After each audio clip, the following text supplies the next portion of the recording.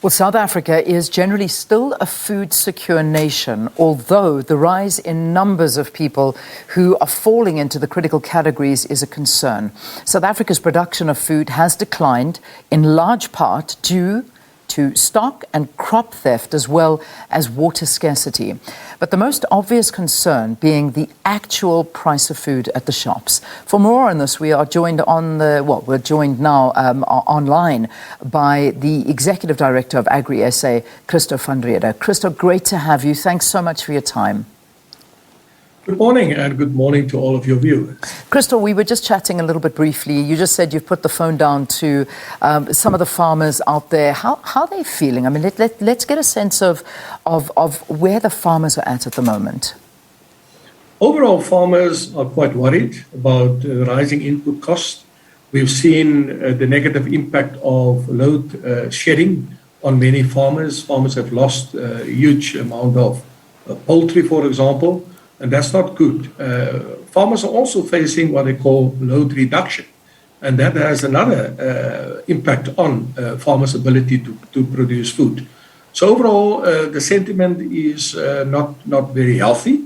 And we predict that farmers will even face further challenges as food inflation and input inflation continues to rise. Yeah, I mean, I want to dwell a little bit about on the actual effects of load shedding, because we speak to the fact that the cold chain is being disrupted here, which is losing to a lot of losses for farmers.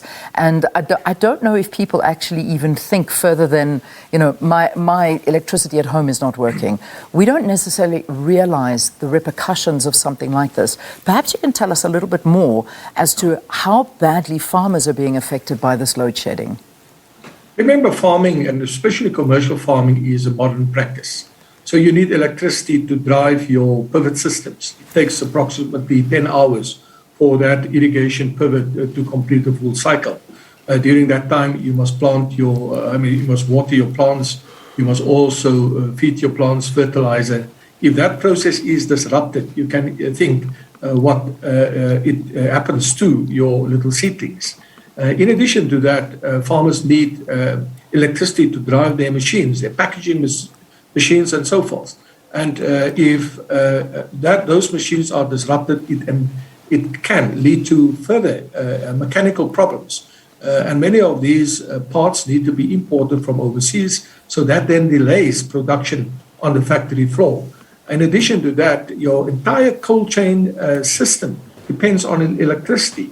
And we've seen how this has impacted on the quality of products that we need to deliver to the shops. But in addition to that, your broilers, many of your other systems require electricity, and we've seen farmers experiencing huge losses, poultry losses, as a result of shortage or load shedding.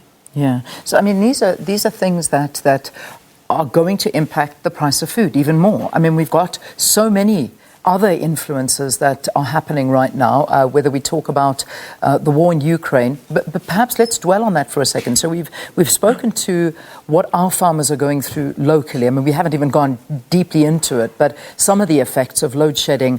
I mean, the problem is with certain areas experiencing drought as well. That is one big issue. But now internationally, with things in the Ukraine, the war in the Ukraine, how is that affecting us? Remember, when the war broke out, it was just after we were experiencing massive lockdowns throughout the world. So we've seen a massive disruption in the global supply chain. And that has resulted in shortages. And we all know what happens when there's a shortage, the price immediately goes up. So we've seen a massive spike in the price of fertilizer, a massive spike in the price of diesel and petrol.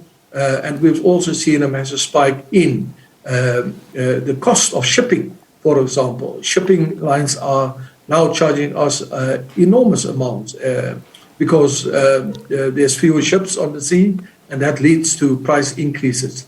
But in addition to that, we've seen a global problem. Inflation is on the rise.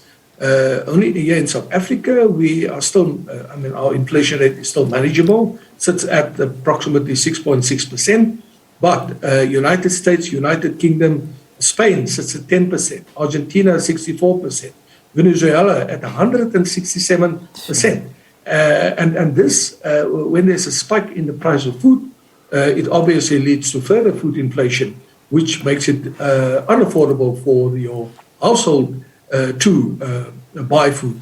And that leads to hunger, not only at household level, but also at the global level. Yeah. I mean, Christo, when we look at that food basket and we talk about the fact that that food basket has gone up, we comprise this basket of 44 foodstuffs that we look at and say, well, this is what South Africans tend to buy most. 44 of them, 40 of them have gone up. They've gone up so much, I think well over 10%. I mean, we're looking at cooking oil that has gone up 69%. Spinach up 39%, flour up 24%, chicken livers I see here have gone up 24%, and something like cremora up 23%. And the reality is that from what I'm hearing, that this is expected to increase even further. Is that the concern? That for us is a very big concern. But only not, the entire food chain is influenced by various external factors, logistical cost, transport cost in general, electricity cost. All of these things contribute to the price increases that we are currently experiencing. But I want to confirm that farmers are not instrumental in the rise in terms of food prices, because farmers are price takers. And that makes us very, very worried, because farmers are under tremendous pressure. And if farmers do not make a sustainable profit on the products that they produce, those farmers will just leave the business, will get out of the business. And I always say it is not, and I want to emphasize this, it is not land that produces food, but it's expertise. And if we stand to lose that expertise, as a country, we're going to be in big trouble. And that's why we need all stakeholders to sit around the table and find solutions for the challenges that farmers are experiencing at this point in time. So how many farmers are we losing? I mean, let's be real about this. You're bringing up a very important aspect here, where we are losing the skills, where perhaps farmers are feeling like they are working, against the system. Whether we're talking about electricity, which we've touched on, obviously there's not much we can do about, the fact that the rains are also something that they are not seeing much of at this moment. Fuel prices are going through the ceiling right now, and there are many, many issues that, whether we talk to labor as well, there are a lot of things that get to the farmers right now. But in terms of the drainage, the skills, these farmers leaving and deciding that they'd rather shut up businesses, how big is that? How huge is this problem?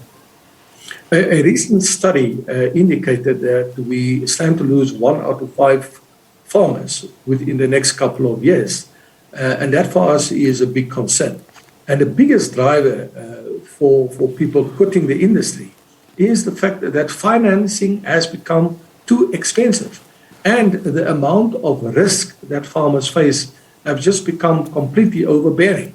So overall, I think those are the two factors: financing, as well as how do you assist farmers in managing the various risks that they face. And one of the big risks obviously relates to electricity, load shedding, load reduction, as well as crime. We've seen a massive spike in crime, and all farmers face challenges, whether you're black or white.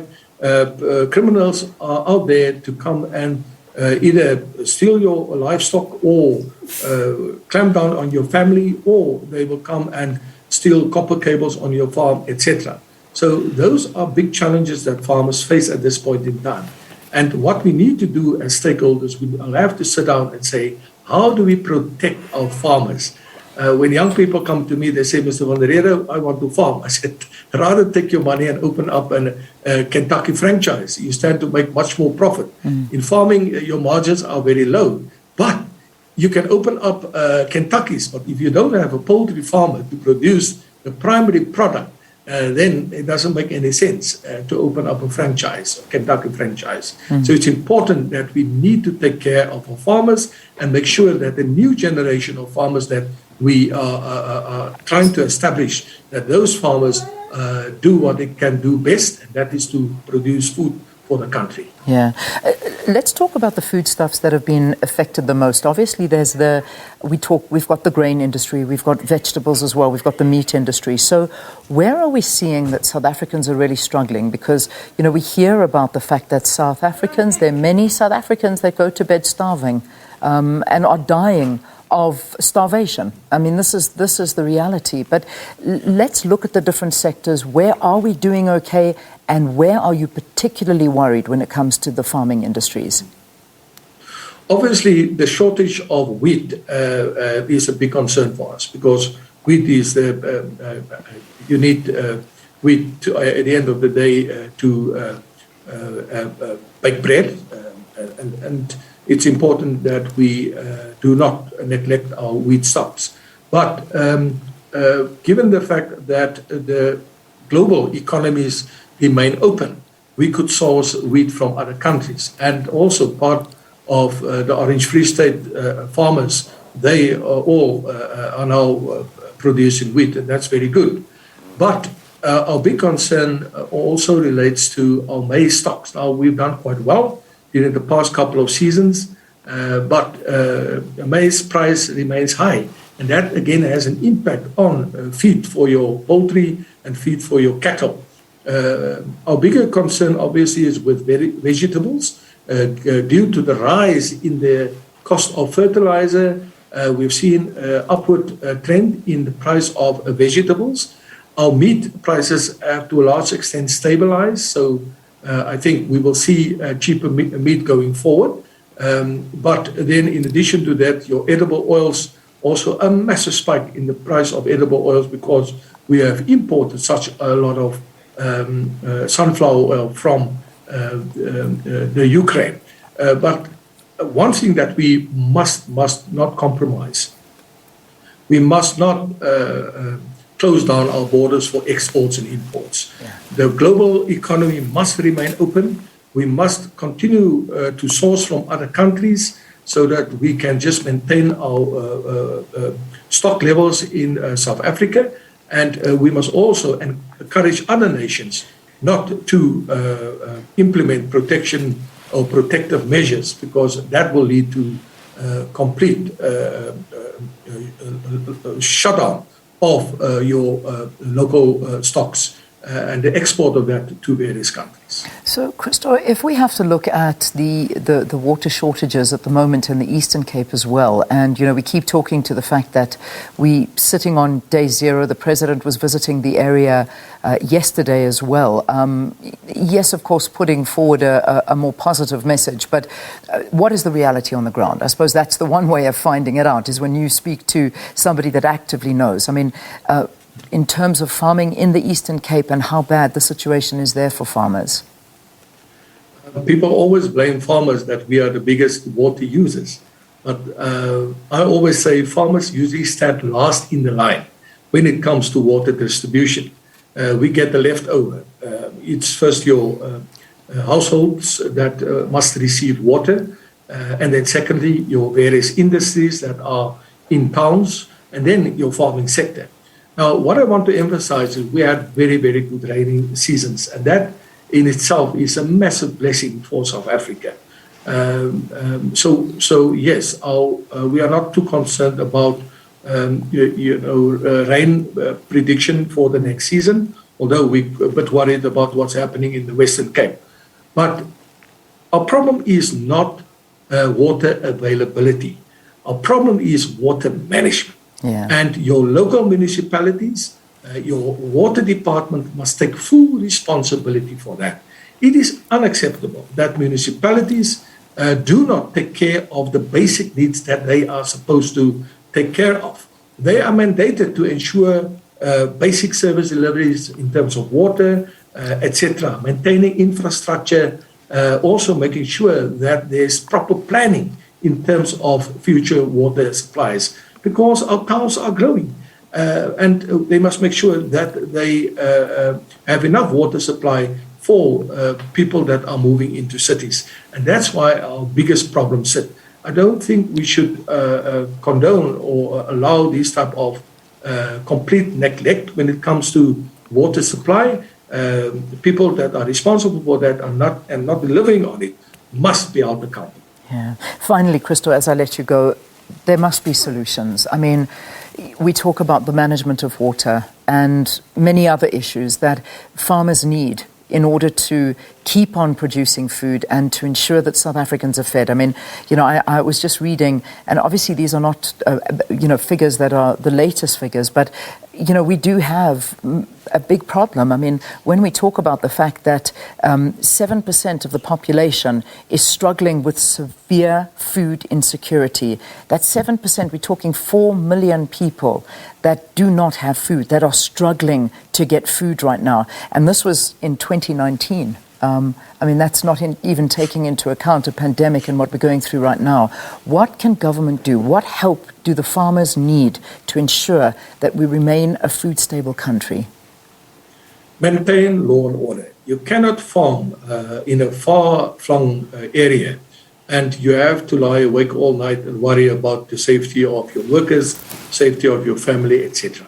Law and order is critical. Secondly, we need to produce more fertilizer locally and open up that space so that fertilizer is more cheaper. You know what has happened in Sri Lanka, where the government has decided to impose a ban on the use of chemical fertilizer, and that has led to major hunger. And then thirdly, policy stability. We cannot have a situation where farmers are threatened with expropriation without compensation. It's silly. It's a silly idea. And then thirdly, we need to put the right measures in place, financial assistance, mentoring assistance, and so forth for your emerging farmers so that they also form part of the bigger value chain. And then last but not least, we must ensure a reliable electricity supply and ensure that our roads are in a good state, our harbors are in a good state, because we're part of a global value chain. And that needs to be optimized as effectively as possible so that we can ensure a continuously and regular food supply, whether we export or import.